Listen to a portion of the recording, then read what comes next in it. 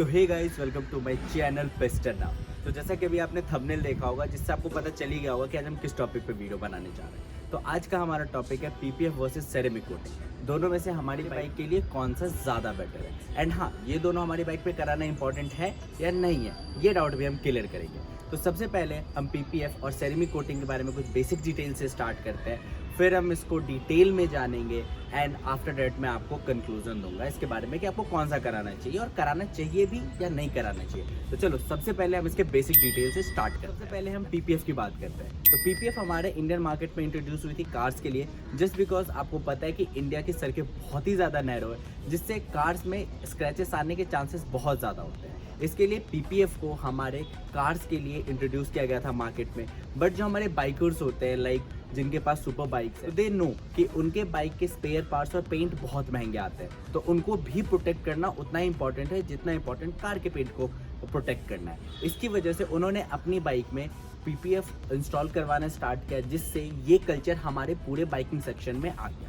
तो ये था हमारे पीपीएफ की। बात करते हैं हमारा सेरेमिक कोटिंग का। तो सेरेमिक कोटिंग का भी सेम है, ये भी कार के लिए इंट्रोड्यूस हुआ था, बट हमारे बाइकर्स जिनके पास महंगी महंगी सुपर बाइक्स है, उन्होंने अपने बाइक पर ये अप्लाई करवाना स्टार्ट किया, उसको यूट्यूब पे पोस्ट करना स्टार्ट किया, और जिससे ये कल्चर भी हमारे बाइकिंग सेक्शन में आ गया। तो ये दोनों है इसका बिल्कुल ही बेसिक डिटेल। अब हम बात करेंगे इसके बारे में फुल डिटेल में। तो सबसे पहले मैं आपको बताता हूँ कि पीपीएफ और सेरेमिक कोटिंग ये दोनों हमारे बाइक को कैसे प्रोटेक्ट करता है और हम इसे अपनी बाइक पे क्यों अप्लाई करवाएं। तो let's start with paint protection film. ये एक ट्रांसपेरेंट लैमिनेशन शीट होती है जो आपके बाइक के ऊपर अप्लाई किया जाता है, जिससे आपके बाइक के ऊपर कोई भी छोटे मोटे स्क्रैचेस आए तो ये पीपीएफ अपने ऊपर उन सारे स्क्रैचेस को ले लेता है, जिससे जब आपके बाइक पे बहुत सारे स्क्रैचेस आ जाए तो आप इसको पील ऑफ करा के फिर से इसको रीइंस्टॉल करवा सकते हो, लाइक रीअप्लाई करवा सकते हो, जिससे आपकी बाइक हमेशा न्यू रहेगी। Same thing goes with the ceramic coating.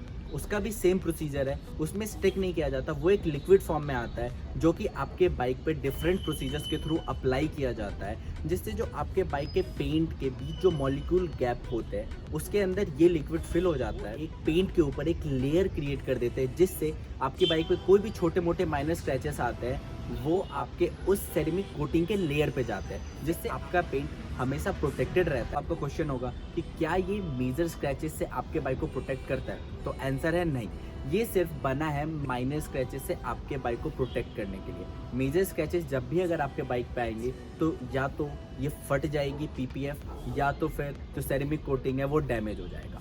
तो ये आपके बाइक को मेजर स्क्रैचेस से प्रोटेक्ट नहीं करता है। So now let's talk about it price. तो सबसे पहले हम स्टार्ट करेंगे पीपीएफ के प्राइस से। तो पीपीएफ अगर आप लोकल मार्केट में जाओ तो 1000 से 2000 में आपकी पूरी बाइक पे अप्लाई हो जाता है। बट सबसे इम्पॉर्टेंट थिंग मैं आपको यहाँ पे बताना चाहूँगा कि आप लोकल मार्केट से प्लीज़ दूर रहें। तो अब ये लिमिटेशंस में आएगा, तो लिमिटेशंस हम इसके बाद बात करने वाले हैं। तो पहले प्राइसेस की बात कर लेते हैं। तो इसका प्राइस आपको, अगर आप ब्रांडेड वन में जाओ जो कि होता है थोड़े से थिक लेयर्स वाले या 3M के पीपीएफ आते हैं, थोड़े से ब्रांडेड जाते हैं ये आपको कॉस्ट करेगा 300 से लेके 600 के बीच में पर स्क्वायर फीट। पर स्क्वायर फीट का मीन्स होता है 1 फीट लंबा एंड 1 फीट चौड़ा।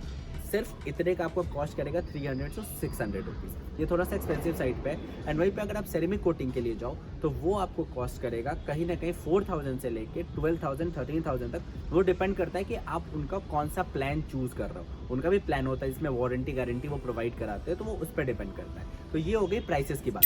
अब हम बात करते हैं इन दोनों के लिमिटेशंस की। इन दोनों के लिमिटेशंस क्या क्या। तो सबसे पहले पीपीएफ की लिमिटेशंस की बात करते हैं। तो एज फार पीपीएफ का कोई खास लिमिटेशंस नहीं है, लाइक उसमें कोई भी ना तो रिस्ट्रिक्शंस है ना तो कोई लिमिटेशंस है। बट द थिंग इज़ कि आपको वो लोकल मार्केट से नहीं कराना, क्योंकि देखो लोकल मार्केट से आप करा तो लोगे, बहुत ही सस्ते में हो जाएगा, बट 1 से 1.5 साल के अंदर ही वो पीला पड़ जाता है, जिससे आपका बाइक बहुत ही ज़्यादा गंदा दिखता है। एंड द सेकेंड थिंग, अगर आपने लोकल पीपीएफ अपनी बाइक पे अप्लाई करवा रखा हो और उसको धूप में अगर आप ज़्यादा रखोगे ना, तो वो पीपीएफ का लेयर आपका मेल्ट होकर के आपके बाइक के पेंट में चिपक जाता है। उसके बाद आप उसका कुछ नहीं कर सकते, आपको बाइक के फुल रीपेंट के लिए जाना पड़ेगा। तो ये है पीपीएफ लोकल मार्केट का जो भी लिमिटेशंस या जो भी रेस्ट्रिक्शंस है, ये है आपका पीपीएफ लोकल का। एंड अब बात करते हैं, पीपीएफ ब्रांडेड का कुछ खास लिमिटेशंस नहीं है, उसका सिर्फ एक लिमिटेशन है कि आप उसको मेजर स्क्रैचेस से प्रोटेक्ट करके रखो, दैट्स इट। एंड अब बात करते हैं सेरेमिक कोटिंग का। इसके जो सबसे बकवास पार्ट मेरे को ये लगता है, इसको अप्लाई कराने का आप अपने बाइक को वॉश नहीं करवा सकते। आप नॉर्मली शैम्पू वॉश नहीं करवा सकते, आपको हमेशा हल्के हाथों से सिर्फ ड्राई कपड़े से क्लीन करना है। तो ये मुझे सबसे ज़्यादा अनोइंग लगता है कि एक तो आप इतने पैसे दे रहे हो, खर्च कर रहे हो इतने ज़्यादा, और फिर भी आपको रिस्ट्रिक्शंस में चलना पड़ रहा है। तो ये बहुत ही बेकार लगता है मुझे सेरेमिक कोटिंग का। एंड एक सबसे इम्पॉर्टेंट और सबसे बकवास कौन और है कि ये सिर्फ आपको बहुत ही माइनर स्क्रैचेस से प्रोटेक्ट कराता है। ये थोड़ा सा भी हार्ड स्क्रैच लगेगा ना, तो वहीं पे आपका सेरेमिक कोटिंग डैमेज हो जाता है। तो ये इसका सबसे बड़ा कॉन है। तो चलो, ये तो हमने लिमिटेशंस और कॉन्स के बारे में बात कर ली दोनों की। अब हम बात करते हैं कि क्या ये वर्थ इट है। तो देखो, सच बताओ तो ये वर्थ इट है, बट हमारे लिए वर्थ इट नहीं है। जिनके पास लोअर सेगमेंट का बाइक है उनके लिए नहीं है, क्योंकि इस बाइक के स्पेयर पार्ट्स यानी पूरी फेयरिंग भी मिला दो तो 10,000 की आती है। अब आप बताओ, 10,000 की आपको पूरी की पूरी फेयरिंग नहीं मिल जाएगी, तो 10,000 में आप सेरेमिक कोटिंग या फिर पीपीएफ क्यों करवाओगे।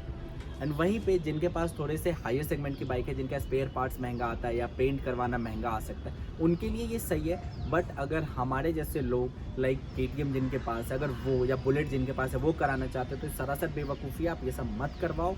आप जैसे ही अगर आपके बाइक का पेंट डल हो जाए, बहुत सारे स्क्रैचेस आ जाए 1-2 साल के अंदर, तो आप नए स्पेयर पार्ट्स लेके इंस्टॉल करवा लो जिस भी पार्ट पे ज़्यादा स्क्रैचेस है, दैट्स इट। बट फिर भी कुछ लोग होते हैं जिनको ये करवाना ही होता है, तो उनके लिए भी मैं एक सॉल्यूशन दे देता हूँ। अगर आपको ये सेरेमिक कोटिंग करवाना है तो आप 1-1.5 साल 2 साल जब बाइक पुराना हो जाए, जब थोड़े बहुत उस पर स्क्रैचेस आ जाए, तब आप सेरेमिक कोटिंग के लिए जा सकते हैं। एंड जिनको पीपीएफ करवा, अपने बाइक के सिर्फ इंपॉर्टेंट और एक्सपेंसिव पार्ट्स पे करवाओ, हेडलाइट हो गया, टैंक हो गया, आप इन सब पे पीपीएफ अप्लाई करा सकते हो।